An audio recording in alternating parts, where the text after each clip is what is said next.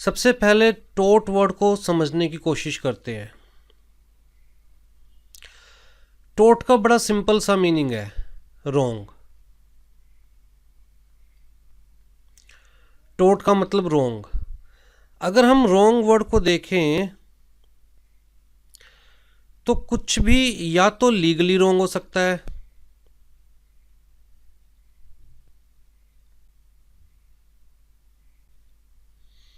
या फिर not legally रोंग, मतलब आपको लगता है कि चीज़ गलत है बट लॉ की नज़रों में वो चीज़ गलत नहीं है।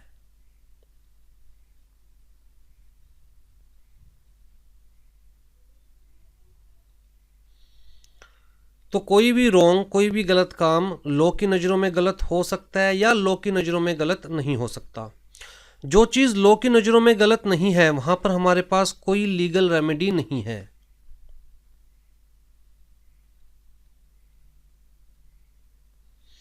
तो उस चीज़ को डिस्कस करने का कोई फ़ायदा नहीं है। आपको लगता है कि आपके साथ कुछ गलत हो रहा है बट एक्चुअल में कोई लीगल रेमेडी अवेलेबल नहीं है क्योंकि लॉ की नज़रों में वो चीज़ गलत नहीं है। जैसे बड़ा सिंपल सा एग्जांपल लेता हूँ। मान के चलिए मेरा स्टूडियो फर्स्ट फ्लोर पर है और सेकंड फ्लोर पर कंस्ट्रक्शन चल रही है। अब कंस्ट्रक्शन की वजह से कंटिन्यूस नॉइज़ क्रिएट हो रही है जिसकी वजह से मैं क्लासेस नहीं ले पा रहा, और क्लासेस नहीं ले रहा तो मेरा लॉस हो रहा है, मॉनेटरी लॉस भी हो रहा है, रेपुटेशन का लॉस भी हो रहा है, मैं आउट ऑफ मार्केट भी हो सकता हूँ अगर कंटिन्यूस कुछ वीक्स तक या कुछ मंथ्स तक मैं क्लासेस नहीं लूँगा। तो क्लियर कट यहाँ पर दिखता लॉस है और मेरे हिसाब से ये मेरे साथ गलत हो रहा है। लेकिन लॉ की नज़रों में ये गलत नहीं हो रहा क्योंकि जिसने ये सेकंड फ्लोर परचेज किया है उसके पास अपने फ्लोर को ठीक करवाने का, कंस्ट्रक्ट करवाने का राइट है। राइट। तो ऐसा पॉसिबल है कि कुछ आपकी नज़रों में गलत है लेकिन लॉ की नज़रों में गलत नहीं है, और अगर लॉ की नज़रों में गलत नहीं है तो वहाँ हमारे पास कोई लीगल रेमेडी नहीं है। तो यहाँ पर बात हमारे पास ख़त्म हो जाती है। अगर कोई चीज़ लॉ की नज़रों में गलत है तो पॉसिबल है कि वो गलत इसलिए है क्योंकि लॉ ने उसे मना कर रखा है, आप उस काम को नहीं कर सकते, उस एक्ट को नहीं कर सकते। तो मतलब any act forbidden by law,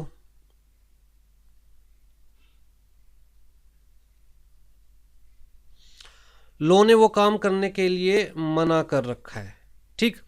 या फिर हो सकता है कि अगर आपके किसी राइट को इन्फ्रिंज किया जा रहा है, आपको लगता है कि आपको लॉ ने कोई राइट दे रखा है और सामने वाला उस राइट को इन्फ्रिंज कर रहा है।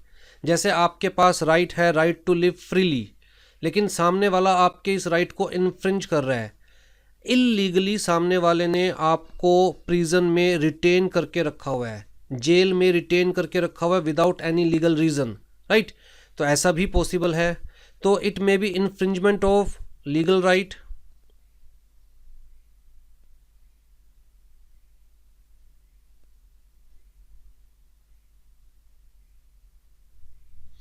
It may be civil wrong.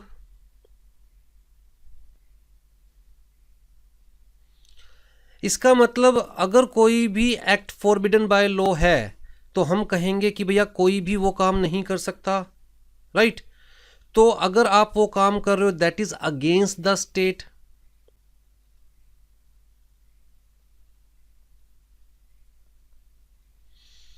State का मतलब यहां पर क्या हो गया? सोसाइटी,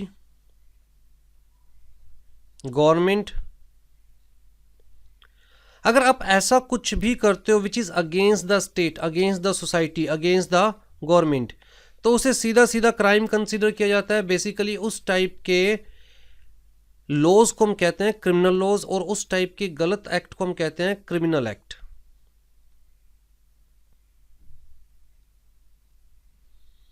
ध्यान से समझिएगा इस चीज को।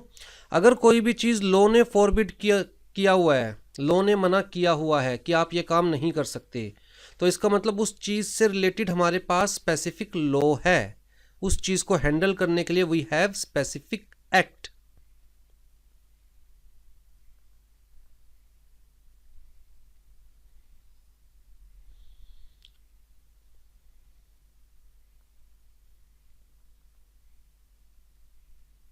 राइट। अगर कोई भी ऐसा गलत काम करता है तो हमारे पास स्पेसिफिक रेमेडी है under specific law.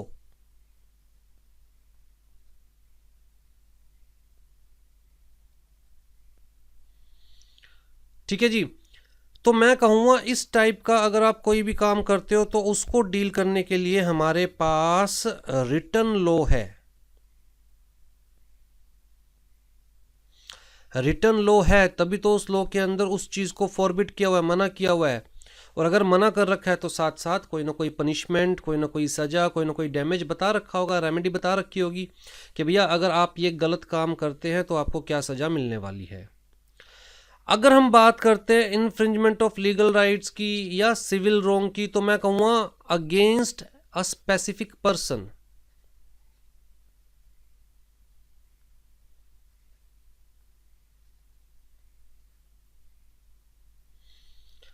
Against a specific person मतलब सिविल रॉन्ग हो गया या infringement of rights of any specific person हो गया।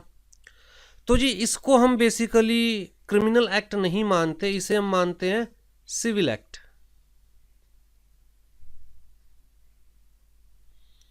ठीक है।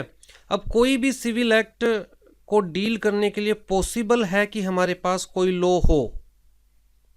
ऐसे एक्ट को डील करने के लिए there may be specific act, there may not be any specific law.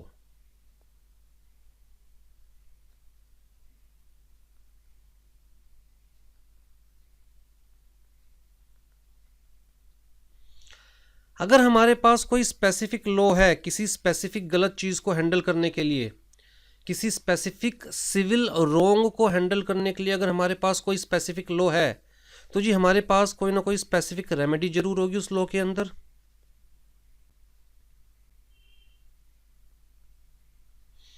जैसे कि अगर ए और बी के बीच में कॉन्ट्रैक्ट होता है और ए अपना पार्ट पूरा नहीं करता, कॉन्ट्रैक्ट को ब्रीच करता है, तो उस सिचुएशन को हैंडल करने के लिए हमारे पास कॉन्ट्रैक्ट एक्ट है। अगर ए ट्रस्ट क्रिएट करता है और उस ट्रस्ट के अंदर बी को ट्रस्टी बनाता है सी के बेनिफिट के लिए, और बी अपनी ड्यूटीज़ फुलफिल नहीं करता, उस ट्रस्ट के पैसों में घोटाला करता है, तो उस सिचुएशन को हैंडल करने के लिए हमारे पास इंडियन ट्रस्ट एक्ट है। मतलब कोई ना कोई लॉ जरूर होगा उस चीज़ को हैंडल करने के लिए। अगर हमारे पास कोई स्पेसिफिक लॉ है, उसके अंदर कोई स्पेसिफिक रेमेडी है, तो भी हम कहेंगे चलो भैया हमारे पास एक रिटर्न लॉ है। लेकिन कुछ सिचुएशंस ऐसी होती है जहां पर हमें लगता है कि हमारे साथ गलत हुआ है, कोई हमें जानबूझकर परेशान कर रहा है, कुछ ऐसा हो रहा है जिसकी वजह से हमारा कोई स्पेसिफिक राइट इन्फ्रिंज हो रहा है, लेकिन उस चीज़ को हैंडल करने के लिए कोई स्पेसिफिक लॉ नहीं होता। अगर कोई स्पेसिफिक लॉ नहीं है तो कोई स्पेसिफिक रेमेडी भी नहीं है।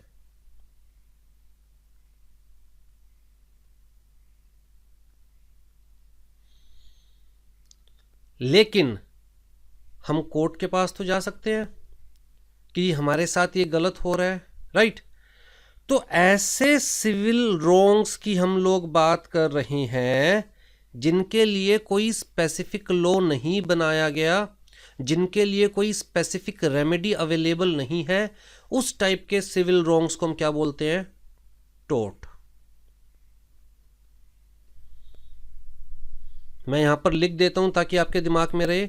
हम लोग बात कर रहे हैं ऐसे सिविल रॉन्ग की जिसके लिए कोई स्पेसिफिक लॉ नहीं है, कोई स्पेसिफिक रेमेडी नहीं है।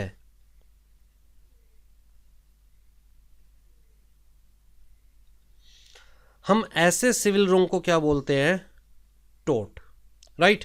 दोबारा से हमने जो भी रॉन्ग एक्ट्स हैं उनको दो ब्रॉड कैटेगरीज में डिवाइड किया।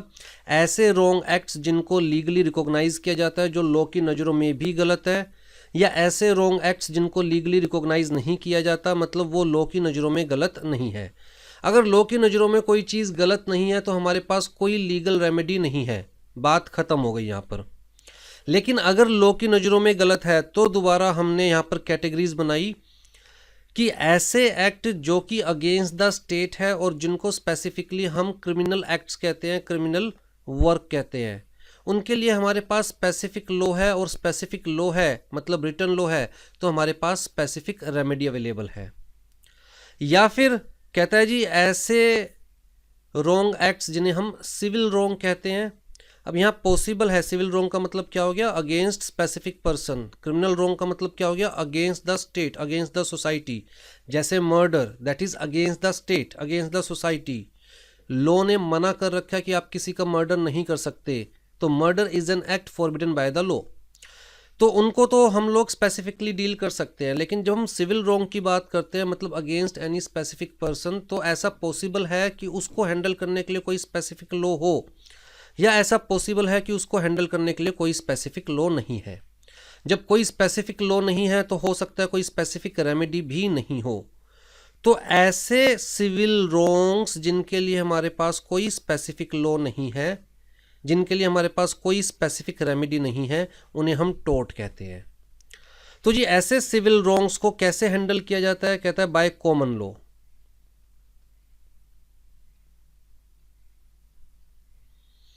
कॉमन लॉ का मतलब क्या हुआ, कहता है जी लॉ रिटर्न हो सकता है, जैसे कि हमने यहां पर देखा, जिन्हें हम कहेंगे कोडिफाइड, या फिर कॉमन लॉ कहता है जी जो कि अनरिटन है,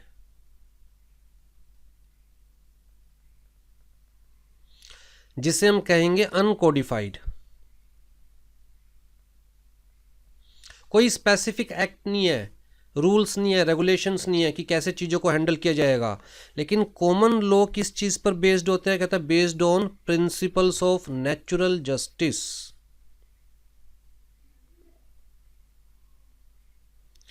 नेचुरल जस्टिस का मतलब क्या होना चाहिए, कायदे से क्या सही है क्या गलत है, उस चीज़ के बेसिस पर जब कोर्ट डिसीजंस लेती है तो उसे हम कहते हैं कि भाई कॉमन लॉ के बेसिस पर डिसीजंस लिया गया है, कॉमन सेंस के बेसिस पर डिसीजंस लिया गया है। और टोर्ट वही सिविल रॉन्ग्स है जिनके लिए हमारे पास कोई कोडिफाइड लॉ नहीं है, इसलिए टोर्ट्स को हैंडल करने के लिए हमारे पास कॉमन लॉज है। कॉमन लॉ का मतलब जो कि अनरिटन है, जो कि अनकोडिफाइड है, जो कि ऑन पेपर्स नहीं है, जहां पर डिसीजंस कोर्ट लेती है on the basis of natural justice. आप कोर्ट में जाएंगे जी हमारे साथ ये चीज़ गलत हुई है, तो कोर्ट पहले क्या डिटरमाइन करेगी कि आपके साथ जो गलत हुआ है क्या वो लीगली रिकॉग्नाइज्ड है या नहीं है, वो रॉन्ग लीगली रिकॉग्नाइज्ड है या नहीं है। अगर लीगली रिकॉग्नाइज्ड है तो कोर्ट क्या देखेगी कि क्या उस चीज़ को हैंडल करने के लिए कोई स्पेसिफिक लॉ है या नहीं है। अगर कोई स्पेसिफिक लॉ नहीं है तब जाकर बात आती है कॉमन लॉ पर। जब कॉमन लॉ में बात आएगी तो लॉ तब क्या देखेगी, कोर्ट तब क्या देखेगी कि एक्चुअल में क्या आपका कोई लीगल राइट इन्फ्रिंज हो रहा है या नहीं हो रहा है। अगर इन्फ्रिंज हो रहा है तो क्या आपको कोई नुकसान हुआ है या नहीं हुआ है, और क्या लॉ के अंदर हम कोई रेमेडी प्रोवाइड कर सकते हैं या नहीं कर सकते on the basis of principles of natural justice, right. तो आई थिंक टोर्ट का मतलब क्लियर है। अब नोट्स के पॉइंट ऑफ व्यू से देखते हैं जी। The word tort is a French equivalent English word wrong, a conduct which is twisted और wrong, मतलब किसी काम को करने का गलत तरीका। कोई काम कोई गलत वे में किया जाए तो हम कह सकते हैं कि हमारे साथ गलत हुआ है, tort. The word tort is derived from the Latin language from the word tortum which means twisted, again चीज को करने का गलत तरीका, right. It is the common law and thus not codified, मतलब नॉट रिटन। तो tort is really a kind of civil wrong. Civil wrong, दोबारा tort is not criminal wrong, क्योंकि क्रिमिनल रॉन्ग का मतलब an act which is forbidden by the law. Law ने कोई चीज मना कर दी और आप फिर भी कर रहे हो तो इसका मतलब you are going against the state, you are going against the authorities, you are going against the legislature, those who have power to make the laws, उनके अगेंस्ट जाकर आप कोई काम कर रहे हो, right. That is criminal wrong. लेकिन tort क्या है, सिविल रॉन्ग। सिविल रॉन्ग का मतलब अगेंस्ट अ स्पेसिफिक पर्सन, ठीक है जी। कुछ डेफिनेशंस दे रखी है। अच्छा यहाँ पर यही चीज़ बता रखी है कि रॉन्ग्स पब्लिक रॉन्ग भी हो सकते हैं और प्राइवेट रॉन्ग भी हो सकते हैं। पब्लिक रॉन्ग का मतलब जैसे मैंने कहा जी क्राइम्स अगेंस्ट द सोसाइटी, और प्राइवेट रॉन्ग का मतलब अगेंस्ट अ पर्टिकुलर पर्सन। कुछ यहाँ पर आपकी बुक में डेफिनेशंस दे रखी है, टोर्ट को डिफाइन किया गया है। इवन लिमिटेशन एक्ट में भी डिफाइन किया गया है, tort means civil wrong which is not exclusively a breach of contract और ब्रीच ऑफ ट्रस्ट। क्योंकि अगर ब्रीच ऑफ कॉन्ट्रैक्ट है तो हमारे पास कॉन्ट्रैक्ट एक्ट है उस चीज़ को हैंडल करने के लिए, ब्रीच ऑफ ट्रस्ट है तो हमारे पास इंडियन ट्रस्ट एक्ट है उस चीज़ को हैंडल करने के लिए, राइट। तो कुछ ऐसा सिविल रॉन्ग जिसके लिए हमारे पास कोई स्पेसिफिक लॉ अवेलेबल नहीं है। Tort is a civil wrong for which the remedy is a common law action for unliquidated damages. Damages को हम दो ब्रॉड कैटेगरीज में डिवाइड कर सकते हैं, liquidated damages, unliquidated damages. Liquidated damages का मतलब क्या है, कहता है जहां पर ए और बी दो लोगों के बीच में कोई कॉन्ट्रैक्ट हुआ और उस कॉन्ट्रैक्ट में ये डिसाइड हुआ कि भैया अगर किसी भी पार्टी ने अपना पार्ट परफॉर्म नहीं किया तो उस पार्टी को दूसरी पार्टी को डैमेज पे करना पड़ेगा। तो कितना डैमेज पे करना पड़ेगा, कैसे पे करना पड़ेगा, जब ये सब डिसाइडेड हो तो हम कहते हैं लिक्विडेटेड डैमेज। लेकिन जहाँ पर ये चीज़ डिसाइडेड नहीं है कि भैया ब्रीच ऑफ कॉन्ट्रैक्ट के केस में कितना डैमेज पे करना पड़ेगा, पार्टी कोर्ट में जाएगी, court case to case decide करेगी कि कितना डैमेज पे करना पड़ सकता है, उसे हम कहते हैं अनलिक्विडेटेड, मतलब अनडिटरमाइंड।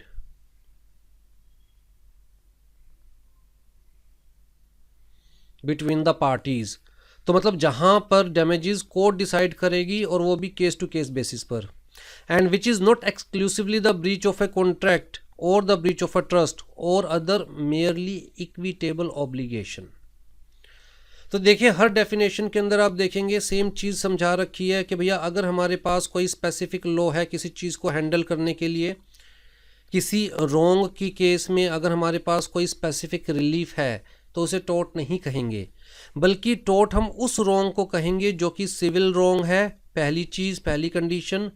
जिसके लिए हमारे पास कोई स्पेसिफिक लॉ नहीं है तो जी कॉमन लॉ के अंदर डील किया जाएगा, दूसरी कंडीशन। जहाँ पर चीज़ें पहले से डिटरमाइंड नहीं है, तीसरी कंडीशन, राइट।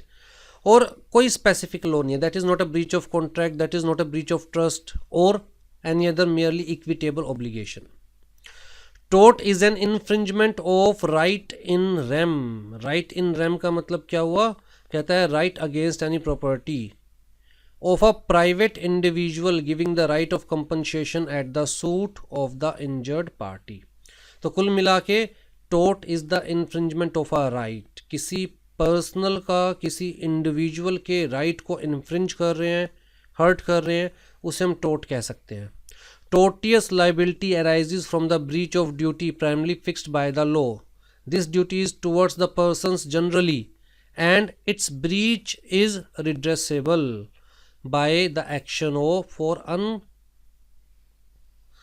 तो कुल मिला के हर जगह सेम चीज़ कही गई है, राइट। तो आपको क्या चीज़ याद रखनी है, सबसे पहली चीज़ टोर्ट कहता है सिविल रॉन्ग, पहली चीज़। दूसरी चीज़, टोर्ट के केस में कोई स्पेसिफिक लॉ नहीं होता तो कोई स्पेसिफिक रेमेडी नहीं होती, तो भैया कैसे डील किया जाएगा, कॉमन लॉ के अंदर। कॉमन लॉ के अंदर कैसे डील किया जाएगा, on the basis of principles of natural justice. तीसरी चीज़, टोर्ट के केस में पार्टीज के बीच में एक्चुअल में कोई कॉन्ट्रैक्ट नहीं होता किसी तरह का। जब कोई कॉन्ट्रैक्ट नहीं होता तो कोई डिटरमाइंड डैमेजेस नहीं होते, तो मतलब वहाँ पर चीज़ें अनडिटरमाइंड होती है। लॉ ने बेसिकली एक ड्यूटी फिक्स की होती है, जैसे कि मेरे ऊपर लॉ ने ड्यूटी फिक्स करी है कि मैं अपने पड़ोसी को बेफालतू में तंग नहीं करूँगा। मैं एक बड़ा सिंपल सा एग्जांपल देता हूँ। मान के चलते हैं जी, मैं एक सोसाइटी में रहता हूँ जहाँ 4 फ्लोर्स है और जो रूफ है, टॉप है जो, वहाँ पर वाटर टैंक रखा हुआ है हर फ्लोर का। मैं यहाँ फर्स्ट फ्लोर पे रहता हूँ लेट्स से, और वाटर टैंक का है टॉप फ्लोर पे। अब जी जो यहाँ पर 4th फ्लोर पे रहता है उसको इस चीज़ से असर पड़ेगा अगर मेरा वाटर टैंक डेली बेसिस पर लीक करेगा, क्योंकि अगर मेरा वाटर टैंक लीक करेगा तो भैया उसकी रूफ में, उसकी वॉल्स में सीलन आएगी। तो ये मेरी ड्यूटी बनती है कि मैं इस चीज़ का ध्यान रखूं कि मेरा वाटर टैंक लीक ना करे। लेकिन अगर मैं जानबूझकर 4th फ्लोर वाले को परेशान करने के लिए ये कोशिश करता हूँ कि मेरा वाटर टैंक लीक हो, मैं इस चीज़ का ध्यान नहीं देता कि वो लीक हो रहा है नहीं हो रहा है, और मैं कहता हूँ अच्छा लीक हो तो 4th फ्लोर वाला परेशान होएगा। अब इस टाइप के एक्ट के लिए कोई हमारे पास स्पेसिफिक लॉ नहीं है, किसी स्पेसिफिक लॉ के अंदर हम कोर्ट में नहीं जा सकते, राइट। तो यहाँ पर ये जो 4th फ्लोर वाला है ये क्या कहेगा, मेरे साथ गलत हो रहा है, कुछ ऐसा गलत हो रहा है जिसके लिए किसी स्पेसिफिक लॉ में कोई रेमेडी अवेलेबल नहीं है, लेकिन गलत तो हो रहा है। तो भैया ये जाएगा कोर्ट के पास, फिर कोर्ट डिसाइड करेगी कि एक्चुअल में इसके साथ गलत हो रहा है या नहीं हो रहा है। जो गलत हो रहा है वो लीगली रिकॉग्नाइज्ड है या नहीं है, एज पर लॉ वो चीज़ गलत है या नहीं है। गलत है भी तो क्या लॉ में उस चीज़ से रिलेटेड कोई रेमेडी अवेलेबल है या नहीं है, तो वो सारी चीज़ कौन डिसाइड करेगा, कोर्ट डिसाइड करेगी। तो इस टाइप के एक्ट को हम क्या कह सकते हैं, टोर्ट। ठीक है, कोई मेरे घर में घुसकर बैठ गया, अब उसको बाहर निकालना जरूरी है, चाहे वो शांति से बैठा हुआ है मेरे घर में, ना मुझे कोई हार्म कर रहा है, ना मेरी किसी प्रॉपर्टी को कोई हार्म कर रहा है, शांति से बैठा हुआ है, लेकिन फिर भी मेरी जगह पर कोई घुस के बैठा हुआ है, तो भैया मेरे साथ वो गलत हो रहा है। मेरी प्राइवेट प्रॉपर्टी को 100% मैं यूज़ कर सकता हूँ और कोई और ज़बरदस्ती मेरी प्राइवेट प्रॉपर्टी को यूज़ करने की कोशिश कर रहा है, तो मेरे साथ वो गलत हो रहा है। तो उस एक्ट को हम क्या कह सकते हैं, टोर्ट। मान के चलते हैं मेरे पास लेट्स से एग्रीकल्चरल लैंड है, एग्रीकल्चरल लैंड, और यहाँ पर मैं खेती बाड़ी करता हूँ, और जो मेरा पड़ोसी है जानबूझकर अपनी कैटल्स मेरी इस जगह पर छोड़ देता है और उसके कैटल्स मेरी सारी जो एग्रीकल्चरल प्रोडक्शन है उसको ख़राब कर देती है कैटल्स। तो वो जानबूझ के छोड़ रहा है बार बार और कह रहा है भैया मेरा क्या दोष है, जानवर है, जानवर को समझ नहीं है, वो घुस जाती है, अब क्या कर सकते हैं, और मुझे पता है वो जानबूझकर ये काम कर रहा है। तो इस टाइप का जो मेरे साथ गलत हो रहा है इसे हम क्या कह सकते हैं, टोर्ट, राइट। तो शायद कुछ कुछ आपको समझ में आने लग गया किस टाइप के सिविल रॉन्ग की हम बात कर रहे हैं। तो यहाँ पर 2 इम्पोर्टेंट एलिमेंट्स कहे गए हैं, क्या, tort is the species of civil injury of wrong as oppose to criminal wrong. तो tort is not a criminal wrong, it is a civil wrong. Every civil wrong is not a tort, क्योंकि कुछ civil wrongs ऐसे होते हैं जहां पर हमारे पास specific law है। अगर हमारे पास स्पेसिफिक लॉ है उस चीज़ को हैंडल करने के लिए तो that is not a tort. जहां हमारे पास कोई स्पेसिफिक लॉ नहीं है उस सिविल रॉन्ग को हैंडल करने के लिए और हमें कॉमन लॉ की हेल्प लेनी पड़ रही है तो उसे कहते हैं हम टोर्ट, राइट। तो tort is distinguished from the crime, from the contract, from the trust or quasi contracts. आ जाइए जी नीचे, सिविल और क्रिमिनल रॉन्ग की डेफिनेशंस दे रखी है, डिस्टिंक्शंस बता रखी है, डिफ्रेंशिएट किया हुआ है। आई थिंक वो चीज़ आप लोगों को क्लियर है। तो general conditions of tort, general conditions क्या है जी, यहाँ पर देखिए 4 मैंने कैटेगरीज दे रखी है, सारी चीज़ों को 4 पॉइंट्स में मैंने डिवाइड किया हुआ है। एक रॉन्गफुल एक्ट, एक लीगल डैमेजेस, एक लीगल रेमेडी और लास्ट में मेंसरिया। आपकी बुक में बेसिकली ये जो एसेंशियल एलिमेंट्स हैं इनको 3 कैटेगरीज में डिवाइड किया हुआ है, wrongful act, legal damages, legal remedy. Mens rea को उन्होंने अलग से एक टॉपिक कंसीडर किया हुआ है, तो आप देख लीजिएगा, लेकिन हम लोग कवर सारा कर रहे हैं। आ जाइए जी, सबसे पहली चीज़ क्या है, कहता है in general tort consist of some act or omission done by the defendant. Defendant word क्यों यूज़ कर रहा हूँ, ए ने बी के साथ गलत किया है तो बी ए के ऊपर केस फाइल करेगा, तो ए कौन हो गया, डिफेंडेंट, और बी कौन हो गया, प्लेंटिफ। तो जहाँ भी आप डिफेंडेंट वर्ड पढ़ेंगे आप मान के चलिएगा ये वो इंसान है जिसने गलत किया है, और जहाँ भी आप प्लेंटिफ वर्ड पढ़ेंगे आप मान के चलिएगा वो इंसान जिसके साथ गलत हुआ है, राइट। तो जो गलत करता है उसको हम टोर्ट फीसर भी बोल सकते हैं। whereby he has without cause or excuse caused some harm to the plaintiff। plaintiff का मतलब यहाँ पर क्या हो गया, जिसके साथ गलत हुआ है, राइट। तो जी टोर्ट कॉन्स्टिट्यूट होने के लिए क्या क्या एसेंशियल एलिमेंट, तो सबसे पहला क्या है, रॉन्गफुल एक्ट। रॉन्गफुल का मतलब यहाँ पर क्या है, कहता है जी लीगली रॉन्गफुल। मैं ऑलरेडी ये चीज़ समझा चुका हूँ कि हर गलत काम लोग की नज़रों में गलत नहीं होता, या हर गलत काम के लिए आपके पास लीगल रेमेडी अवेलेबल नहीं होती।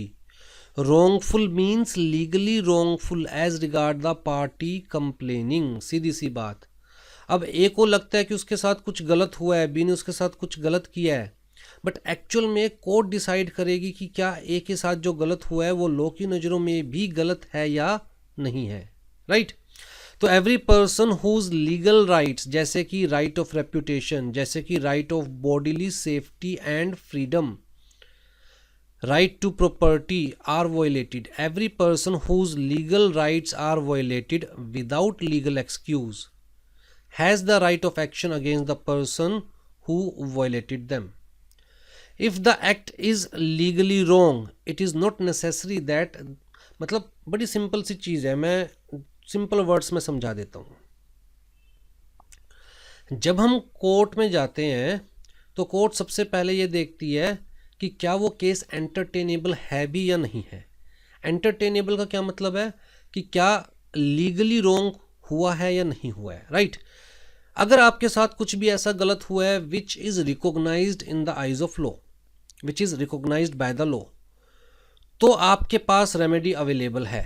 You have remedy against legal wrong. एक सिंपल सी लाइन लिख रहा हूं,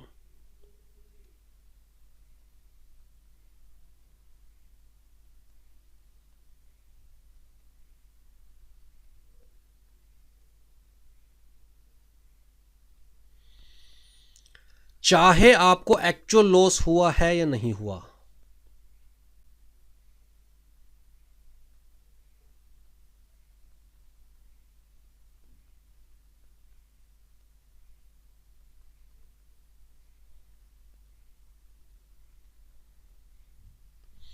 अगर आपको इतना सा वर्ड समझ में आ गया, इतनी सी लाइन समझ में आ गई, इतना कंसेप्ट समझ में आ गया, तो मान के चलिए आपको टोर्ट का चैप्टर समझ में आ गया।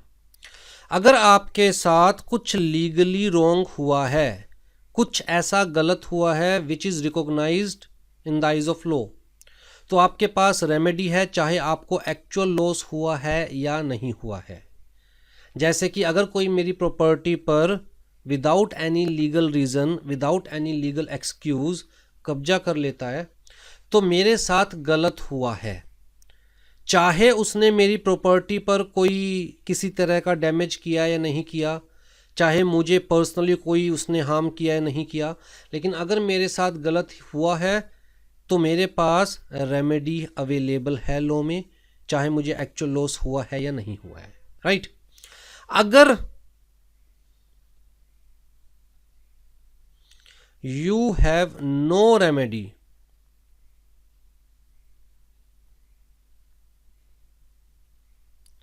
against any loss not recognized by law,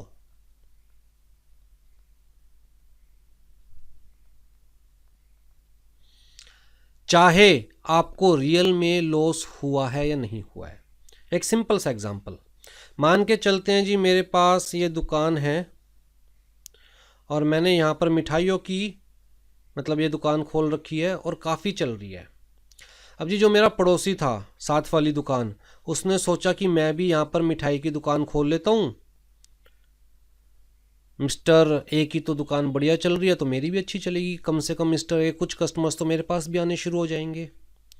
अब भैया अपनी दुकान पर मिठाई का काम करना उसका राइट है, वो ये काम कर सकता है।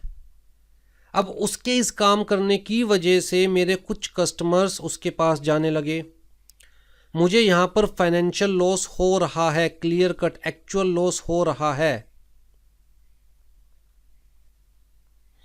मेरे हिसाब से मेरे पड़ोसी ने मेरे साथ गलत किया है, वो चाहता तो कोई और काम भी कर सकता था, लेकिन वो मिठाई की दुकान ही खोल के बैठ गया जिसकी वजह से मुझे एक्चुअल में लॉस हो रहा है। लेकिन क्या उसने मेरे किसी लीगल राइट को इन्फ्रिंज किया है? The answer is no. क्या उसने कोई अनलॉफुल काम किया है? The answer is no. क्या यहाँ मिठाई की दुकान खोली जा सकती थी? The answer is yes. तो अगर मुझे कोई ऐसा लॉस हो रहा है जो कि लॉ की नज़रों में लॉस नहीं है, तो चाहे मुझे एक्चुअल लॉस हो रहा है तब भी मेरे पास कोई रेमेडी अवेलेबल नहीं है, राइट।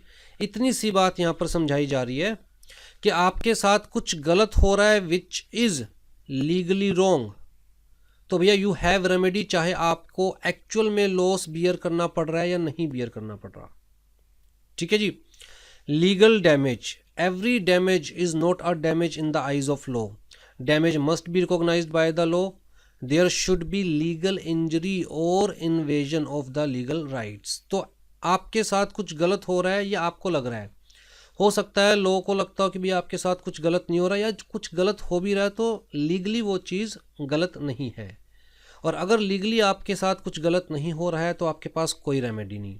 लेकिन अगर आपके साथ लीगली कुछ गलत हो रहा है, आपके राइट को इन्फ्रिंज किया जा रहा है, तो उस केस में आपके पास लीगल रेमेडी अवेलेबल है। आप सामने वाले के अगेंस्ट केस फाइल कर सकते हैं, right. Legal remedy, the plaintiff must have legal remedy against the tort of the defendant.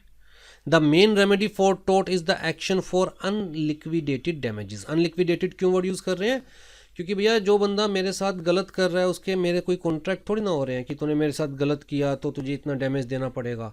तो कोर्ट डिसाइड करेगी depending upon case to case, right. तो भैया कोर्ट से हम डैमेजेस की मांग भी कर सकते हैं। उसके अलावा कोर्ट से हम इंजंक्शन की मांग भी कर सकते हैं कि भैया सामने वाले को रोकिए, स्टे ऑर्डर, सामने वाला जो गलत कर रहा है वो गलत करने से रोकिए। उसके अलावा जी हम स्पेसिफिक रेस्टिट्यूशन की मांग भी कर सकते हैं कि उसने अगर मेरी कोई चीज़ अपने पास रख ली है तो मुझे वो वापस दिलवाइए, या गलत करने से पहले जो पोजीशंस थी उसी पोजीशन को रिटेन करने की कोशिश कीजिए। ठीक है जी।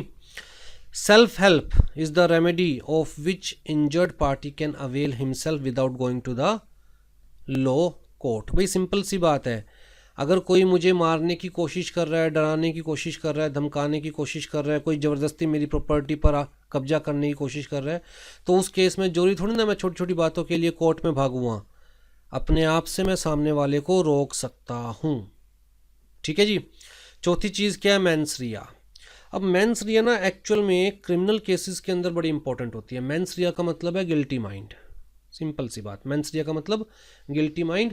मेंस रिया का कंसेप्ट कहता है कि भैया कोई भी काम अपने आप में गलत नहीं होता, उस काम को करने की इंटेंशन सही होती है या गलत होती है।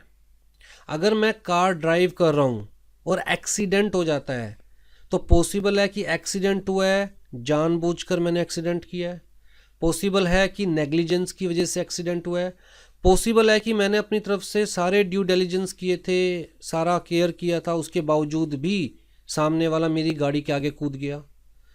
पहले दो केसेस के अंदर जहां जानबूझकर मैंने टक्कर मारी या मेरी नेग्लिजेंस की वजह से सामने वाले को चोट लगी, गिल्टी माइंड कंसीडर किया जाएगा, मेंस रिया कंसीडर किया जाएगा, उसे क्राइम कंसीडर किया जाएगा।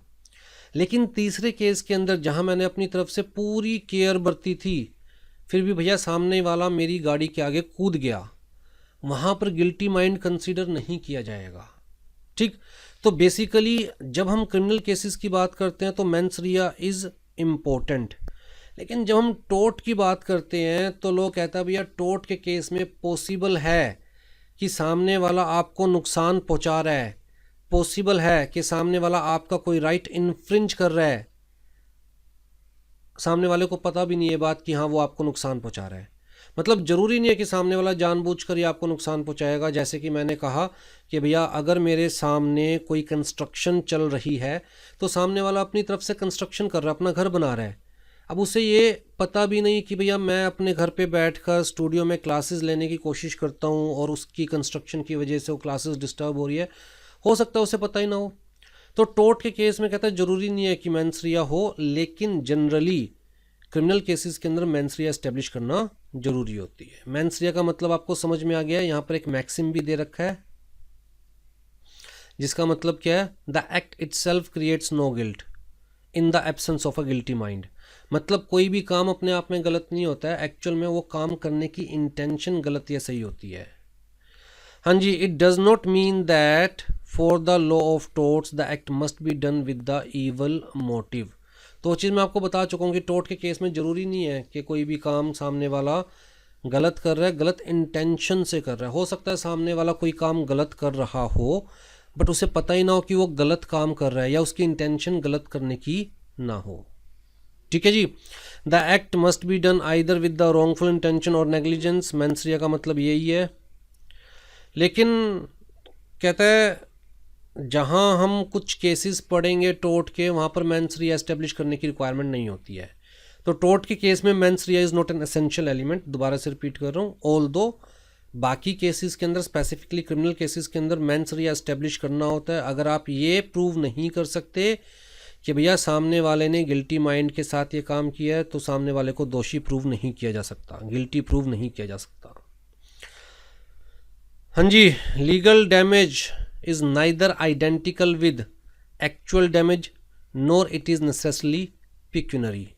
ये लाइन आई थिंक आपको अभी तक क्लियर हो चुकी होगी। अगर मेरा कोई राइट इन्फ्रिंज हो रहा है, अगर मुझे लॉ की नज़रों में लीगल रेमेडी प्रोवाइड की जा सकती है, तो चाहे एक्चुअल में मुझे डैमेज हुआ है या नहीं हुआ कोई फ़र्क नहीं पड़ता, मैं तब भी सामने वाले के ऊपर केस फाइल कर सकता हूँ।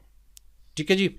यहाँ दो मैक्सिम दे रखी है, denim cine injuria and injuria cine denim. बहुत इंपॉर्टेंट है एग्जामिनेशन पॉइंट ऑफ व्यू से।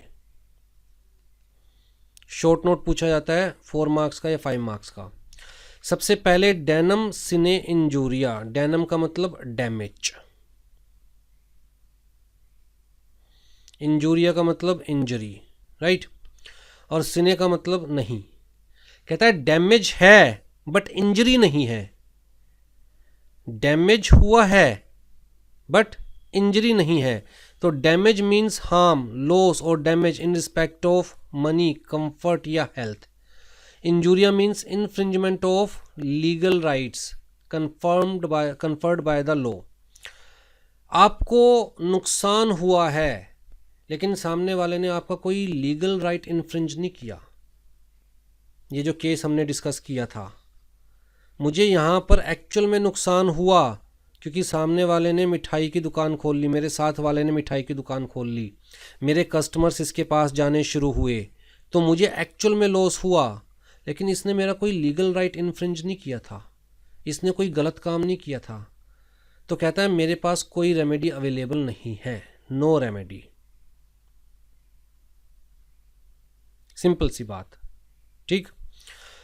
The maxim means that in a given case a man may have suffered damage and yet have no action in tort because damage is not an interest protected by the law of tort।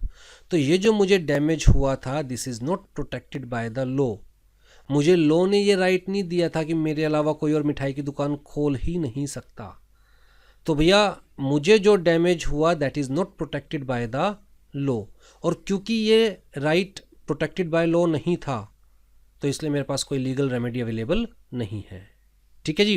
Therefore causing damage however substantial to another person is not actionable in the law unless there is also the violation of legal rights of the plaintiff.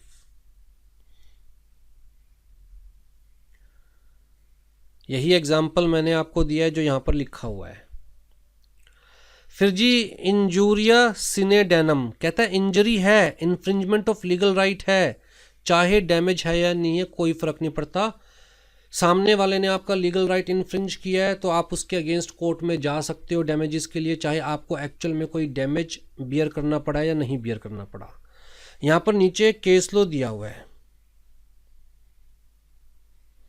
Case law क्या कहता है, मान के चलिए मैं एक adult हूँ, मेरे पास वोटिंग राइट है, I am the citizen of India. तो कॉन्स्टिट्यूशन ऑफ इंडिया मुझे राइट देता है कि मैं वोट कर सकता हूँ। ठीक है जी। मेरा बॉस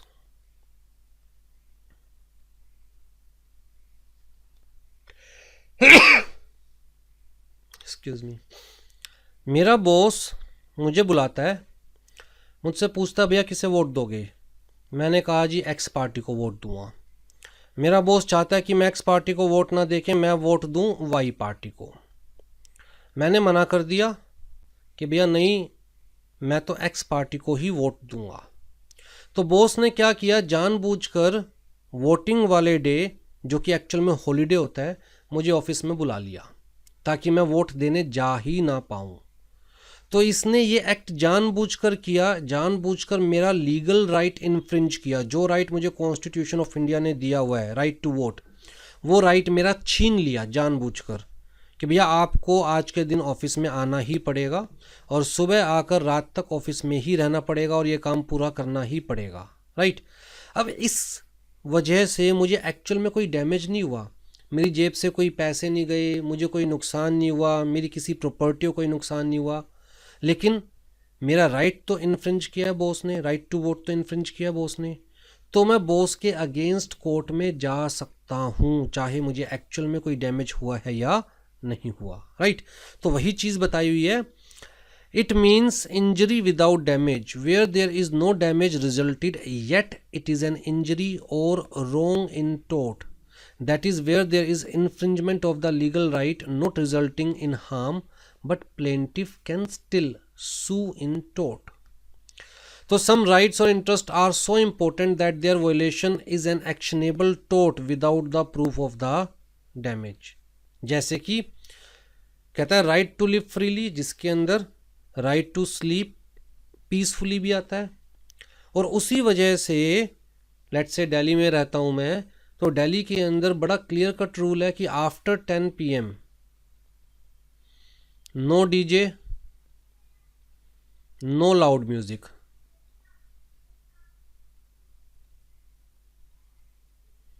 ठीक है, अगर मान के चलिए कोई मेरे घर के पास डीजे प्ले करता है या लाउड म्यूजिक सुनता है, तो लो कहता है चाहे मुझे एक्चुअल में कोई डैमेज नहीं हो रहा इस वजह से, लेकिन मेरी नींद तो ख़राब हो रही है। अगर मेरी नींद ख़राब हो रही है तो मैं सामने वाले के अगेंस्ट केस फाइल कर सकता हूँ और सामने वाले से इवन डैमेजेस की डिमांड भी कर सकता हूँ लीगली, राइट। हाँ जी, injuria sine damno cover such case and actions lies when the right is violated even though no damage has occurred. ठीक है ना। तो अगर कोई मेरी प्रॉपर्टी पर ज़बरदस्ती कब्जा करके बैठ जाता है, ज़बरदस्ती घुस जाता है, चाहे वो मुझे कोई हार्म नहीं पहुंचा रहा पर्सनली फिजिकली, चाहे वो मेरी प्रॉपर्टी को कोई हार्म नहीं पहुंचा रहा है, शांति से बैठा हुआ है, लेकिन फिर भी मेरे पास राइट है कि मैं उसके अगेंस्ट केस फाइल कर सकता हूँ, उसे अपनी प्रॉपर्टी से निकलवा सकता हूँ। बताइए जी, अगर इसमें से कोई भी ऐसा पॉइंट है जो समझ में नहीं आया। हम लोग क्या पढ़ रहे हैं अभी तक, हम लोगों ने क्या पढ़ा, हमने पढ़ा जी टोट, एक्चुअल में टोट होता क्या है, फिर जी टोट की कुछ डेफिनेशंस देखी। एक्चुअल में टोट क्या होता है, हमने कहा जी सारे रोंग्स को हम 2 कैटेगरीज में डिवाइड कर सकते हैं, ऐसे wrongs which are legally recognised, ऐसे wrongs which are not legally recognised. अगर कोई रोंग नॉट लीगली रिकॉग्नाइज्ड है तो हमारे पास कोई लीगल रेमेडी नहीं है, बात खत्म हो गई, इस चीज़ की बात यहीं पर ख़त्म हो गई। अगर कोई रोंग लीगली रिकॉग्नाइज्ड है तो हमें देखना है कि क्या वो रोंग जो है that is an act forbidden by law, या फिर that is infringement of legal right, या फिर civil wrong. Act forbidden by law का मतलब you are doing something against the state, जैसे कि मर्डर, जैसे कि चोरी, राइट। तो अगर ऐसा कोई एक्ट है तो that is a criminal act for which we have specific remedy under specific law. तो हमारे पास यहाँ पर वेल रिटन लॉ होता है, कोडिफाइड लॉ होता है। अगर हम लोग बात कर रहे हैं सिविल रोंग की, तो कहता है that is wrong against a specific person. यहाँ पर पॉसिबल है कि वो किसी स्पेसिफिक लॉ में कवर हो रहा है एक्ट, या पॉसिबल है किसी स्पेसिफिक लॉ में कवर नहीं हो रहा है। अगर किसी स्पेसिफिक लॉ में कवर हो रहा है तो इसका मतलब उस चीज़ को डील करने के लिए again we have written law, codified law, बात ख़त्म हो गई। लेकिन अगर कोई चीज़ किसी भी लॉ में कवर नहीं हो रही तो उस सिविल रोंग को हम क्या बोलते हैं, टोट। तो उस चीज़ को डील किया जाता है किसमें, कॉमन लॉ के अंदर। कैसे डील किया जाता है, on the basis of the principles of natural justice. ठीक है जी, तो टोट को की डेफिनेशन हमने देखी। उसके बाद हमने देखा जी क्या क्या एसेंशियल एलिमेंट्स है टू कॉन्स्टिट्यूट द टोट। इन्होंने कहा जी सबसे पहले तो रॉन्गफुल एक्ट होना चाहिए, दूसरी चीज़ लीगल डैमेज होना चाहिए, तीसरी चीज़ लीगल रेमेडी होनी चाहिए। या रॉन्गफुल एक्ट भी लीगली रिकॉग्नाइज्ड होना चाहिए, जो कि रॉन्ग हो एक्चुअल में लॉ की नज़रों में। अगर किसी के साथ कुछ ऐसा गलत किया जाता है जो कि लॉ की नज़रों में गलत नहीं है, तो भैया उससे रिलेटेड कोई रेमेडी लॉ में अवेलेबल नहीं होती। ठीक, किसी को डैमेज आप पहुंचा रहे हो, वो डैमेज लीगली रिकॉग्नाइज्ड है तो उसके अगेंस्ट रेमेडी है, लेकिन अगर डैमेज लीगली रिकॉग्नाइज्ड नहीं है तो उसके अगेंस्ट कोई रेमेडी अवेलेबल नहीं है। एग्जाम्पल्स हम देख चुके हैं। ठीक है जी। फिर लीगल रेमेडी टोर्ट के केस में कहता है जी अनलिक्विडेटेड डैमेज भी हो सकता है। अनलिक्विडेटेड का मतलब जहाँ डैमेज डिफाइंड नहीं है, कोर्ट डिसाइड करेगी depending upon case to case. Court में जाकर आप स्टे ऑर्डर की भी डिमांड कर सकते हो, इंजक्शन की, या स्पेसिफिक रेस्टिट्यूशन, अपनी चीज़ को रिकवर करने की भी डिमांड कर सकते हो। उसके अलावा जी सेल्फ हेल्प हमेशा एक रेमेडी रहती है in case of tort. Mens rea हमने डिस्कस किया जी अभी तक कि मेंस रिया क्या होता है। कहता है मेंस रिया का मतलब गिल्टी माइंड, और कंसेप्ट ऑफ मेंस रिया क्या कहता है कि कोई भी एक्ट अपने आप में गलत नहीं होता, कोई भी काम अपने आप में गलत नहीं होता, बल्कि उसे करने की इंटेंशन गलत होती है या सही होती है। अगर इंटेंशन गलत है तो ही उस एक्ट को गलत माना जाएगा, अगर इंटेंशन गलत नहीं है तो उस एक्ट को बेसिकली क्राइम कंसीडर नहीं किया जा सकता।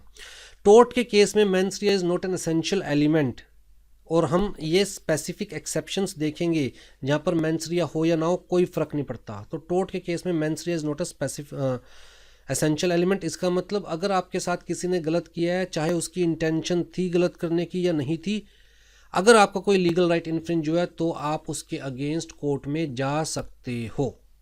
ठीक है। इन्हीं चीज़ों के बेसिस पर दो मैक्सिम्स को डिराइव किया गया। एक को कहा गया डेनम सिने इंजूरिया, दूसरे को इंजूरिया सिने डेनम। डेनम सिने इंजूरिया का मतलब डैमेज है लेकिन कोई लीगल राइट इन्फ्रिंज नहीं हुआ। लो कहता भैया कोई रेमेडी अवेलेबल नहीं है क्योंकि आपका कोई लीगल राइट इन्फ्रिंज नहीं हुआ है, चाहे आपको रियल में एक्चुअल में डैमेज हुआ है। इंजूरिया सिने डैमेज कहता है कि भैया लीगल राइट इन्फ्रिंज हुआ है, चाहे डैमेज हुआ है या नहीं हुआ है। लो कहता है चाहे आपको डैमेज नहीं भी हुआ, लेकिन अगर आपका लीगल राइट इन्फ्रिंज हुआ है तो आप लो में जा सकते हो, आप रेमेडी क्लेम कर सकते हो, आप सामने वाले के अगेंस्ट केस फाइल कर सकते हो। ठीक है जी। Kind of tortious liability. अब जी यहाँ पर आपकी बुक में बेसिकली 3 कैटेगरीज में सारी टोर्टियस लाइबिलिटीज़ को डिवाइड किया गया। Strict or absolute liability, vicarious liability of state. Vicarious liability का मतलब क्या होता है?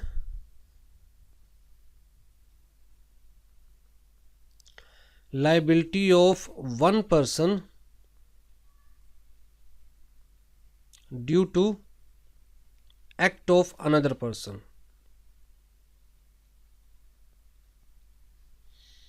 मतलब मैं अपने एक्ट के लिए लायबल नहीं हूं, बल्कि किसी और ने कोई गलत काम किया जिसके लिए मैं लायबल हूं। ऐसी लाइबिलिटी को बोला जाता है विकारियस लाइबिलिटी। उसके अलावा जी विकारियस लाइबिलिटी ऑफ द स्टेट। ठीक है जी। सबसे पहले हम देख रहे हैं स्ट्रिक्ट या एब्सोल्यूट लाइबिलिटी। नाम अपने आप में ही सजेस्ट कर रहा है स्ट्रिक्ट या एब्सोल्यूट लाइबिलिटी। एक सिंपल सी पहले मैं आपको कहानी के तौर पे समझा देता हूँ चीज़। स्ट्रिक्ट या एब्सोल्यूट लाइबिलिटी का कंसेप्ट कहता है कि अगर आप अपनी ज़मीन पर कोई भी काम कर रहे हैं जो कि डेंजरस है, कोई भी मटेरियल इकट्ठा कर रहे हैं जो कि हजार्डियस है, जो कि डेंजरस है, जिसकी वजह से किसी और को नुकसान पहुंच सकता है, तो उस केस में अगर किसी को नुकसान पहुंचता है तो you shall be liable. That is strict or absolute liability. आप उसके अंदर कोई भी एक्सक्यूज नहीं दे सकते। इसलिए अगर आप कोई भी ऐसा काम करते हैं अपनी लैंड पर, अपनी ज़मीन पर, कोई भी ऐसा मटेरियल इकट्ठा करते हैं, सब्सटेंस इकट्ठा करते हैं जिसकी वजह से दूसरे को नुकसान पहुंच सकता है, तो ये आपकी जिम्मेदारी है, एब्सोल्यूट लाइबिलिटी है, स्ट्रिक्ट लाइबिलिटी है। इस चीज़ का ध्यान रखना कि किसी और को उस वजह से कोई नुकसान ना पहुँचे, और अगर किसी और को नुकसान पहुँचेगा तो यू शैल बी लायबल, चाहे आपकी गलती हो या ना हो। एक सिंपल सा जो लैंडमार्क केस लॉ है रेलैंड्स वर्सेस फैचर, इस केस लॉ को समझाता हूँ, शायद चीज़ें क्लियर हो जाए। तो भैया एक मिस्टर थे, मैंने एग्जांपल में मिस्टर को मिस्टर आलू नाम दिया हुआ है। ठीक है जी। इनकी एक मील थी, मतलब फैक्ट्री कह लीजिए, मील कह लीजिए, राइट। अब जी उस मील के लिए इनको वाटर की रिक्वायरमेंट थी कि रेगुलर उस मील को वाटर मिलता रहे। ठीक है जी। इन्होंने क्या किया, इन्होंने एक रिजर्वर क्रिएट करने की सोची। लेट्स से यहाँ पर इनकी फैक्ट्री थी, इन्होंने एक खाली ज़मीन परचेज करी और वहाँ पर रिजर्वर क्रिएट करने की सोची। रिजर्वर का मतलब आप कह सकते हैं वाटर टैंक, मतलब ज़मीन को खुदवा कर और एक तरह से वाटर टैंक क्रिएट करना जहाँ पर ये वाटर स्टोर करेंगे और वहाँ से फैक्ट्री को कंटिन्यूस, मिल को कंटिन्यूस वाटर सप्लाई होता रहेगा। अब जी जब इन्होंने ये लैंड परचेज करी तो ये जो एरिया था ये बेसिकली माइनिंग एरिया था। ये जो जितना भी एरिया था जहाँ पर इन्होंने लैंड परचेज करी ये माइनिंग एरिया था, तो कोल माइनिंग होती थी यहाँ पर, ठीक है। अब जी जिसकी ये जगह थी वो भी कोल माइनिंग कर रहा था, यहाँ से कोयला निकाल रहा था। तो उस बंदे ने जितना कोयला था निकाल लिया। कोयला निकालने के बाद उसके लिए ये जगह बेकार हो गई तो उसने मिस्टर आलू को बेच दी, ठीक है। अब उसने क्या किया, जब ये लैंड से कोयला निकाल लिया तो जी यहाँ पर जहाँ जहाँ से कोयला निकाला था वहाँ पर गहरा गड्ढा हो गया। तो उस गड्ढे के अंदर मिट्टी डलवा दी, ऊपर से भर दिया सारा, और लैंड ऊपर तक मिट्टी से भर दी। तो मिस्टर आलू को लगा कि भाई ठीक है, नीचे से सारी लैंड इसने भर दी होगी, या फिर मिस्टर आलू के दिमाग में था ही नहीं कि यहाँ पर कोल माइनिंग हो रही है तो नीचे से लैंड खाली हो सकती है, ज़मीन खाली हो सकती है नीचे से। अब जी मिस्टर आलू ने इंडिपेंडेंट कॉन्ट्रैक्टर, वर्ड यूज़ कर रहा हूँ मैं, इंडिपेंडेंट कॉन्ट्रैक्टर। इंडिपेंडेंट कॉन्ट्रैक्टर का मतलब ठेकेदार, अपॉइंट किया कि भैया यहाँ पर एक रिजर्वर बना दीजिए जहाँ पर मुझे वाटर स्टोर करना है। अब मिस्टर आलू ने जो ठेकेदार अपॉइंट किए थे सोच समझ कर अपॉइंट करे थे, काफ़ी कम्पिटेंट लोग थे, मतलब बहुत सारे रिजर्वर्स ऑलरेडी बना चुके थे, बहुत समय से इस काम में थे। और मिस्टर आलू को था कि भाई ठीक है, they are professionals, they are competent, और ये वो इस काम को अच्छे से करेंगे, ठीक है जी। तो मिस्टर आलू ने अपनी तरफ से सारी ड्यू केयर की, ड्यू डिलिजेंस की। अब जी ये जो कॉन्ट्रैक्टर थे, इंडिपेंडेंट कॉन्ट्रैक्टर था, उसने क्या किया, यहाँ पर लैंड को खुदवाया। लेट से ये लैंड है, 3D में सोच के देखिए, 3D में ये लैंड है हमारे पास। उसने लैंड को यहाँ तक खुदवाया, यहाँ तक खुदवा दिया, ठीक है, कि भाई यहाँ पर पानी भरा जाएगा। अब लैंड को खुदवा दिया, ये जो एरिया ये भी सीमेंट से ब्लॉक कर दिया, ये जो एरिया ये भी सीमेंट से ब्लॉक कर दिया। लेकिन कॉन्ट्रैक्टर्स ने नीचे वाला एरिया सीमेंट से ब्लॉक नहीं किया। जो ये वाला एरिया था ज़मीन का, ये सीमेंट से ब्लॉक नहीं किया। तो ठीक है भाई, अपनी तरफ से रिजर्वर बना दिया, यहाँ से कनेक्शन फैक्ट्री का दे दिया ताकि पानी फैक्ट्री में जाता रहे। लेकिन एक्चुअल में नीचे से भी क्या था भाई, एम्प्टी लैंड को सिंपल सैंड से फिल करवा रखा था। तो हुआ क्या, यहाँ पर जो जहाँ जहाँ से कोयल निकला था, लेट से यहाँ से कोयल निकला, यहाँ से कोयल निकला, तो ये शाफट बन गया एक तरह से। अब जी पानी ने क्या किया, यहाँ से रास्ता बनाया, यहाँ शाफट से लीक होकर और पड़ोसी की लैंड में पानी चला गया, ठीक है जी। ये क्या है, पड़ोसी की लैंड,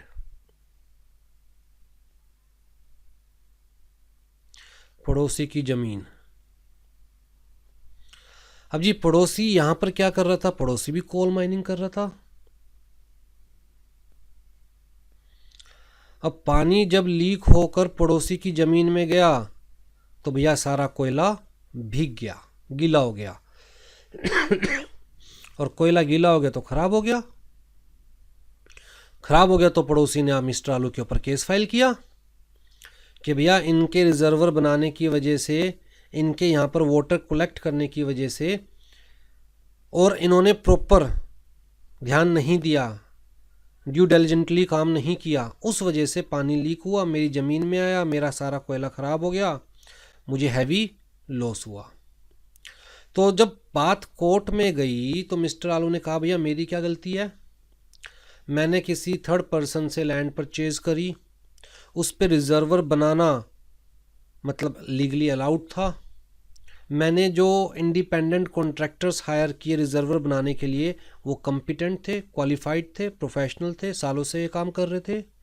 अपनी तरफ से मैंने सारी ड्यू केयर बरती, तो इसमें मेरी क्या गलती है अगर पानी लीक कर गया तो कोर्ट ने कहा कि भैया अगर आप अपनी ज़मीन पर कुछ भी ऐसा स्टोर करते हो, कुछ भी ऐसा काम करते हो जिसकी वजह से आसपास के लोगों को नुकसान हो सकता है, तो भैया यू शैल बी लायबल, चाहे आपकी गलती है या नहीं है, that is strict liability.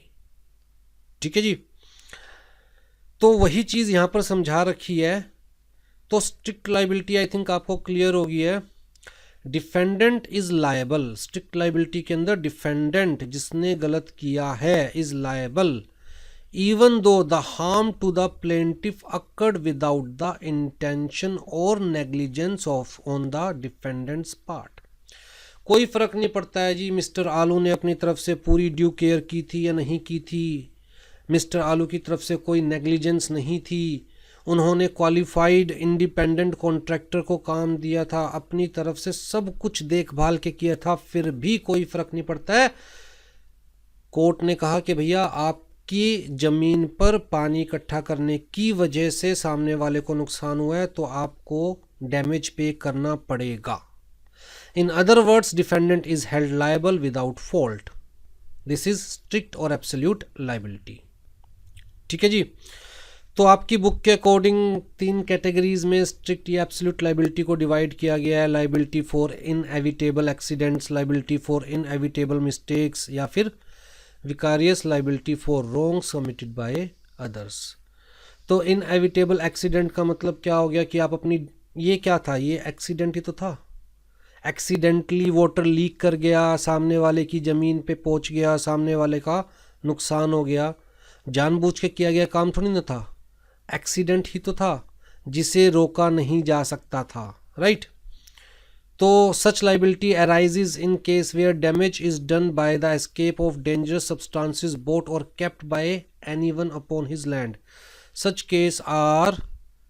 Cases are where a man is made by law, जहाँ पर लॉ ने किसी इंसान को इंश्योरर बना दिया against the result of his activities, कि भैया अगर ये काम करोगे और दूसरे को नुकसान होगा तो आपको उस नुकसान की भरपाई करनी पड़ेगी, आप इंश्योरर कंसीडर किए जाओगे उस नुकसान के पॉइंट ऑफ व्यू से।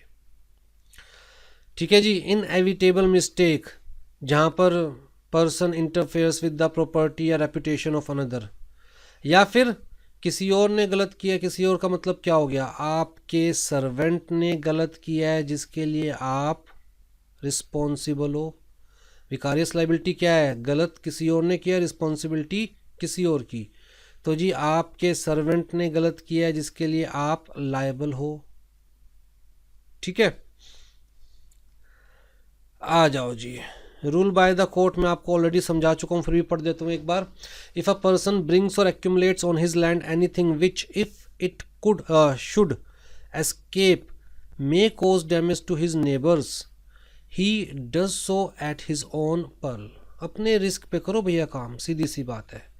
अगर आपने अपनी ज़मीन पर कुछ भी ऐसा इकट्ठा किया है जो अगर वहाँ से लीक हो गया दूसरों को नुकसान पहुँचाएगा तो भैया आपको उस नुकसान की भरपाई करनी पड़ेगी। आप ये दलील नहीं दे सकते कि मेरी कोई गलती नहीं है या मैंने अपनी तरफ से हर पॉसिबल कोशिश की थी कि किसी को नुकसान ना हो। कहता कोई दलील आपकी एक्सेप्टेबल नहीं होगी।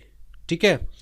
तो ऑल्दो आलू did not know about the shaft and had not been negligent, still he was held liable for the act of the independent contractors appointed by him। यही चीज यहां पर कही गई है अगेन। लेकिन बाद में एक केस हुआ था रेड वर्सेस लोयन, इसके अंदर ये चीज क्लियर कर दी थी कि जो रूल एस्टेब्लिश किया गया था रेलैंड वर्सेस फैचर, ये रूल याद रखिएगा, रेलैंड वर्सेस फैचर के नाम से स्ट्रिक्ट लाइबिलिटी का जो रूल है that is rule determined in Rylands versus Fechner. क्या रूल है कि भैया अगर कोई भी हजार्डियस सब्सटेंस से डील करोगे, अपनी ज़मीन पर कोई भी डेंजरस या हजार्डियस सब्सटेंस इकट्ठा करोगे, उसकी वजह से किसी को कोई भी नुकसान होगा तो यू शैल बी लायबल। ये रूल किसमें डिटरमाइन किया गया था, रेलैंड वर्सेस फैचर। इसके अंदर बाद में फिर दो यहाँ पर कंडीशंस लगा दी गई कि भैया स्ट्रिक्ट लाइबिलिटी कब कंसीडर की जाएगी, कि भैया आप जहाँ पर सामान इकट्ठा कर रहे हो वो आपकी प्रॉपर्टी है और वहाँ से लीक होकर जहाँ पर जा रहा है वो किसी और की प्रॉपर्टी है, मतलब उस पर आपका कोई कंट्रोल नहीं है, पहली चीज़ तो ये। और जो डिफेंडेंट है वो non natural use of land कर रहा है। अब ये non natural use of land बड़ा इंपॉर्टेंट कंसेप्ट है। धीरे धीरे चल के कंसेप्ट क्या बना कि अगर आप अपनी लैंड पर नेचुरल यूज़ ऑफ लैंड कर रहे हो और उसकी वजह से सामने वाले को नुकसान पहुंचता है तो आप लायबल नहीं हो। लेकिन अगर आप non natural use of land कर रहे हो और सामने वाले को नुकसान पहुंचता है तो आप लायबल हो, right. Non natural use of land का मतलब कहता है वो काम जो कि या तो लीगली परमिटेड ना हो या फिर कहता है प्रूडेंशियल ना हो। जैसे अगर रेजिडेंशियल एरिया के अंदर आप हजार्डियस केमिकल की फैक्ट्री ओपन करके बैठे हैं घर में, तो वो क्या है, non natural use of land. लेकिन अगर आप वही काम कर रहे हैं इंडस्ट्रियल एरिया में जहां पर आप परमिशन लेकर काम कर रहे हैं, जो पोल्यूशन डिपार्टमेंट है उसकी भी परमिशन ले रखी है, और वहां से कुछ लीक होता है, तो मान के चलेंगे कि वो क्या है, नेचुरल यूज़ ऑफ लैंड। आप जो काम कर रहे थे, जिस काम के लिए आपने लैंड परचेज करी है, वही काम कर रहे हो और वो लीगली अलाउड भी है, तो नेचुरल यूज़ ऑफ लैंड। लेकिन अगर आप कोई ऐसा काम कर रहे हो जो कि लीगली अलाउड नहीं है या प्रूडेंशियली वहाँ पर वो काम नहीं किया जाना चाहिए, तो मान के चलेंगे non natural use of land. ठीक है। अगर ये दो कंडीशन सेटिस्फाई होती है, बेसिकली दो कंडीशन क्या, आपकी बुक के हिसाब से दो कंडीशन है, कंडीशन तो एक ही है, non natural use of land. ऊपर वाली कंडीशन कोई कंडीशन तो है ही नहीं कायदे से। क्या क्या रखा है ऊपर वाली कंडीशन में कि जिस प्लेस से सब्सटेंस लीक हुआ है वो आपके कंट्रोल में है, जहाँ पर लीक हुआ है वो आपके कंट्रोल में नहीं है, राइट। और आप अपनी प्लेस के ऊपर non natural use of land कर रहे थे, तभी आप लायबल हो सामने वाले के नुकसान के लिए, राइट। अदरवाइज आपका केस स्ट्रिक्ट लाइबिलिटी में कंसीडर नहीं किया जाएगा। फिर देखा जाएगा अगर आप नेचुरल यूज़ ऑफ लैंड कर रहे हो और फिर भी सामने वाले को नुकसान हुआ है, तो फिर देखा जाएगा कि एक्चुअल में आपकी गलती थी या नहीं थी। स्ट्रिक्ट लाइबिलिटी में तो देखा ही नहीं जाएगा कि आपकी गलती थी या नहीं थी, लेकिन अगर स्ट्रिक्ट लाइबिलिटी आपके ऊपर एप्लीकेबल नहीं है तो देखा जाएगा कि आपकी गलती थी या नहीं थी। ठीक है जी। Exception to the rule of strict liability. अच्छा, मैंने ऊपर कहा था ना मेंस रिया के केस में, मतलब टोर्ट के केस में mens rea is not an essential element. तो यहाँ पर देखो लिखा हुआ है ना, mens rea however to this principle cases of absolute और स्ट्रिक्ट लाइबिलिटी आर एक्सेप्शंस। तो जो स्ट्रिक्ट लाइबिलिटी के केसेस हैं उनमें मेंस रिया का कोई चक्कर ही नहीं। आपकी गलती थी नहीं थी, आप गलत करना चाहते थे नहीं करना चाहते थे, कोई फ़र्क नहीं पड़ता। अगर स्ट्रिक्ट लाइबिलिटी वाला रूल आपके ऊपर एप्लीकेबल है तो यू शैल बी लायबल, चाहे आपकी गलती थी या नहीं थी। ठीक है जी। आ जाइए जी, exceptions to the rule of strict liability बहुत इंपॉर्टेंट है और एग्जामिनेशन पॉइंट ऑफ व्यू से बहुत बहुत इंपॉर्टेंट है। किस किस केस में rule of strict liability applicable नहीं होगा? सबसे पहला, damage due to natural use of land. अगर आप अपनी जगह पर वही काम कर रहे हैं जिस काम करने के लिए आपने जगह परचेज की थी और जो लीगली अलाउड है, तो नेचुरल यूज़ ऑफ लैंड है।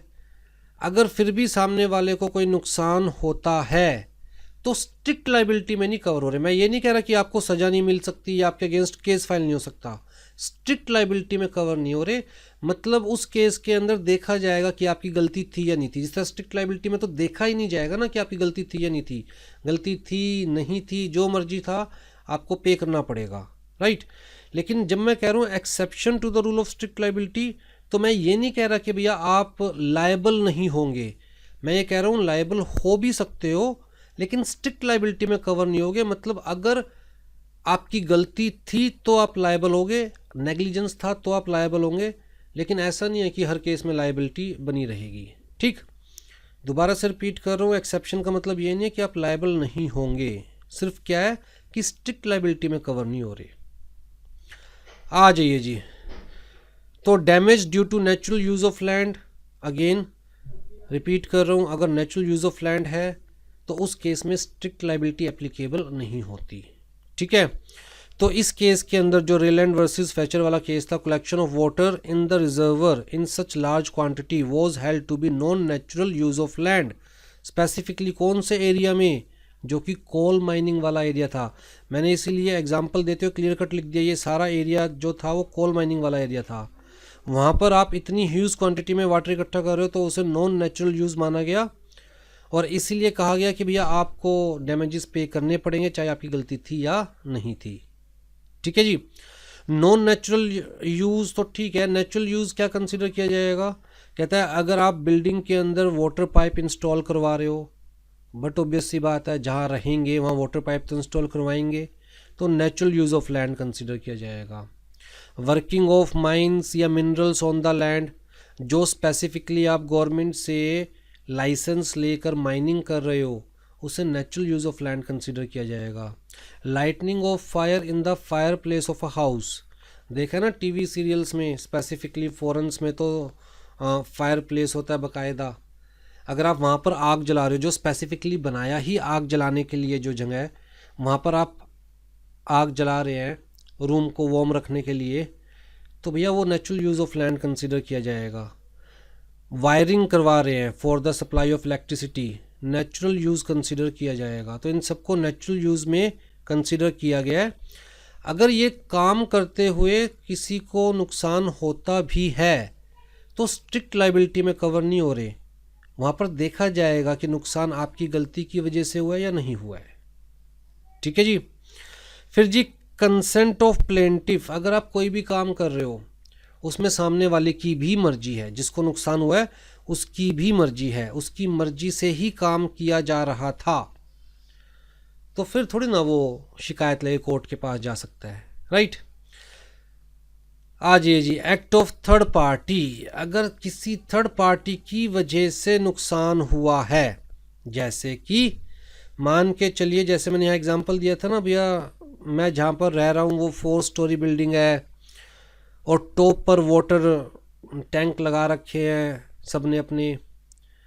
अब जी वहाँ पर जाकर कोई वाटर टैंक जानबूझकर तोड़ देता है, या जो वहाँ पर जो आउटलेट है वाटर आउटलेट उसको जानबूझकर खोल देता है, उसमें मैं तो कुछ नहीं कर सकता। तो थर्ड पार्टी की गलती की वजह से अगर ये 4th फ्लोर वाले को नुकसान हो रहा है तो इसमें मैं तो कुछ नहीं कर सकता, बड़ी सिंपल सी बात है, राइट। लेकिन यहाँ पर एक चीज़ ध्यान रखिएगा, आपको ये दिमाग में रखना है काम करते हुए कि क्या कोई इस चीज़ को मिसयूज़ कर सकता है या नहीं कर सकता। अगर आप यहाँ पर वाटर टैंक इंस्टॉल करवा रहे हैं और आपको पता है कि यार इस चीज़ को मैं एक आउटलेट छोड़ रहा हूँ और उस आउटलेट को कोई इजीली ओपन कर सकता है, तो भैया फिर आप लायबल हो, राइट। तो यहाँ पर बड़ा क्लियर कट कहा गया है, if the harm has been caused due to the act of a stranger who is neither defendant servant nor agent nor the defendant has any control over him, the defendant will not be liable। ठीक। लेकिन but if the act of the stranger is or can be foreseen by the defendant, अगर आप पहले से ये चीज़ देख सकते हो या आपको लग रहा है कि यार ये चीज़ थोड़ा सा और ठीक कर देनी चाहिए, कहीं कोई वाटर आउटलेट खोल ना ले या बड़ा लूज़ है, इसे थोड़ा और टाइट करवा देना चाहिए या प्रॉपर प्रोटेक्शन यहाँ पर लगानी चाहिए, तो कहता है जहाँ पर आप पहले से चीज़ देख सकते हो कि किसी स्ट्रेंजर की वजह से नुकसान हो सकता है और तब भी आप उस चीज़ को प्रिवेंट नहीं करते, तो फिर मान के चला जाएगा कि भैया आपने नेग्लिजेंस है आपकी तरफ से और आप उस नुकसान को जो हो रहा है अवॉइड किया जा सकता था लेकिन आपने अवॉइड नहीं किया, तो उस केस में यू शैल बी लायबल। ठीक है जी।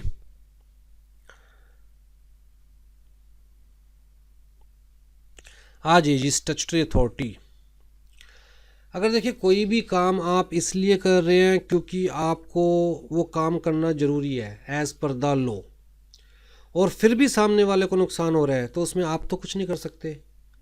एज़ पर लॉ आपको अपनी ड्यूटी फुलफ़िल करनी है, आपको वो काम करना ही करना है, और फिर भी सामने वाले को नुकसान हो रहा है तो कोई क्या कर सकता है। जैसे कि मान के चलते हैं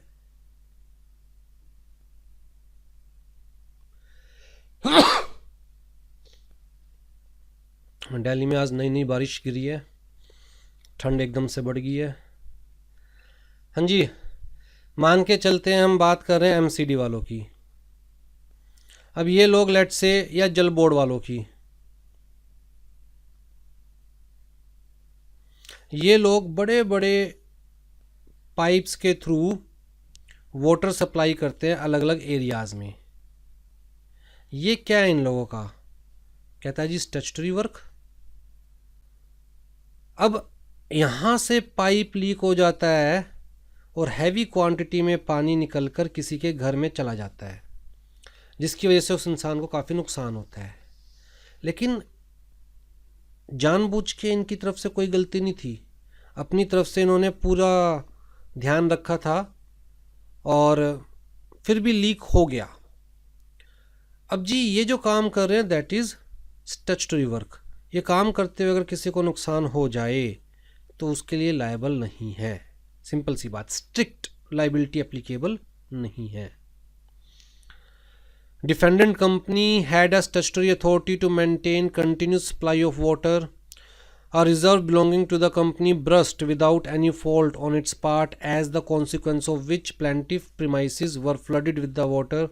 It was held that the company was not liable as the company was engaged in performing a statutory duty.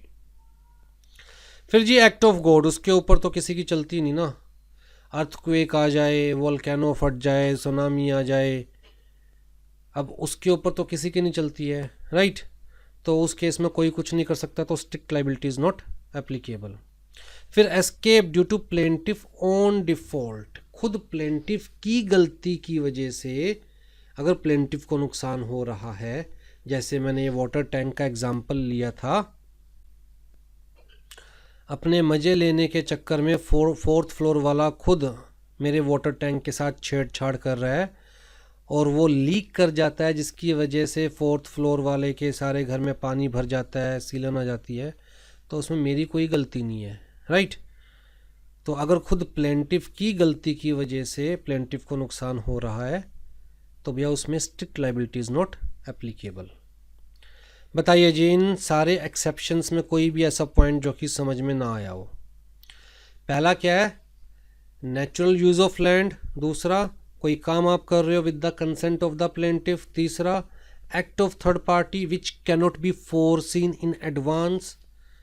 चौथा,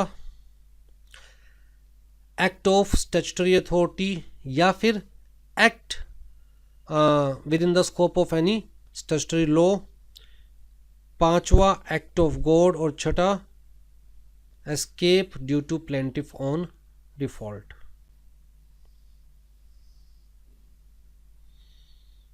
सारा क्लियर है?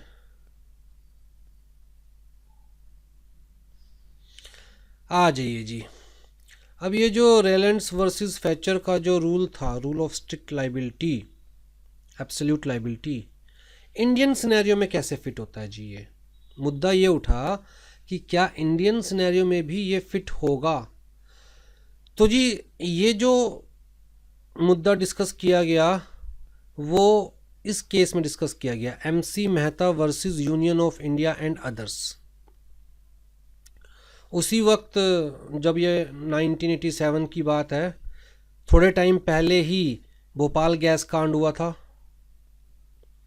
अब जी भोपाल गैस कांड में काफ़ी सारे लोग, मतलब मान के चला जाता है 2 लाख से ज़्यादा लोग अफेक्टेड हुए थे भोपाल गैस कांड में, नुकसान हुआ था 2 लाख से ज़्यादा लोगों को। फिर साथ साथ ये वाला हमारा केस हो गया था Shri Ram foods and fertilizers limited वाला, जो कि दिल्ली में हुआ था, जिसमें ओलियम गैस लीक हो गई थी। हजार्डियस होती है, पॉइजनस होती है, राइट। तो MC मेहता जी जो कि बेसिकली एक जन सेवक थे, वो PIL डालते थे जनरली, तो उन्होंने PIL डाली तो सुप्रीम कोर्ट में केस गया, public litigation, public interest litigation, right. तो सुप्रीम कोर्ट में केस गया, तो ये वहाँ पर सुप्रीम कोर्ट का क्या कहना था? कहता जी देखिए, इंडियन सिनेरियो में जो स्ट्रिक्ट लाइबिलिटी वाला रूल है और इस रूल की जो एक्सेप्शन है, एक्सेप्शन क्या थी?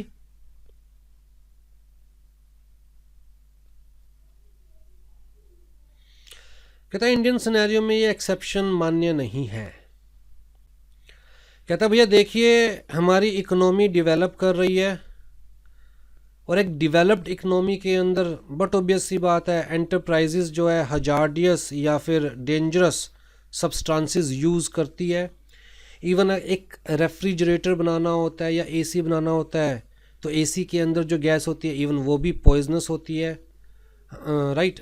जो रेफ्रिजरेटर के अंदर कंप्रेसर में गैस होती है इवन वो भी पॉइजनस होती है। तो भाई जहाँ इकोनॉमी ग्रो करती है, डेवलप करती है, वहाँ पर इंडस्ट्रीज़ ऐसे सब्सटेंसेस यूज़ करते हैं। सीधी सी बात इतनी है। कोर्ट ने कहा कि भैया इंडिया के सिनेरियो में, सुप्रीम कोर्ट ने कहा ये जो एक्सेप्शंस है वो मान्य नहीं है, वो एक्सेप्टेबल नहीं है। सुप्रीम कोर्ट ने बड़ी सिंपल सी बात कही कि भैया अगर कोई भी हजार्डियस सब्सटेंस से डील कर रहा है, डेंजरस सब्सटेंस से डील कर रहा है, और चाहे एक्सीडेंट की वजह से, चाहे मेंसरिया था या नहीं था, इंटेंशन थी या नहीं थी, नेचुरल यूज़ ऑफ लैंड था, non natural use of land था, कोई फ़र्क नहीं पड़ता। अगर हजार्डियस या डेंजरस सब्सटेंसेस को यूज़ करते हुए किसी थर्ड पर्सन को नुकसान होता है तो कहता है भैया बंदा लायबल है, सीधी सी बात, ठीक।